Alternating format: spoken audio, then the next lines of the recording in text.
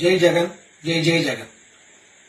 2024 ఎన్నికలు ఆంధ్రప్రదేశ్లో జరిగాయి.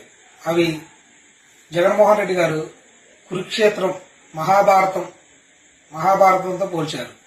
కానీ జగన్మోహన్ రెడ్డి గారు తనను అర్జునుడిలాగా భావించి అభిమన్యులాగా ఆగిపోయారంటే అవును. దానికి గల కారణం ఏంటి? జగన్మోహన్ రెడ్డి గారు అభిమన్యుడు కాదు, అర్జునుడు కాదు. జగన్మోహన్ రెడ్డి గారు శ్రీకృష్ణుడు. అది తన బలాన్ని తను మర్చిపోయాడు.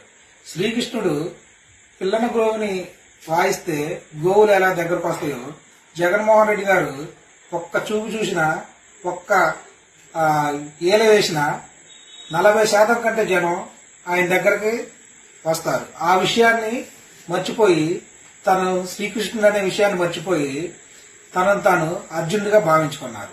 మహాభారతంలో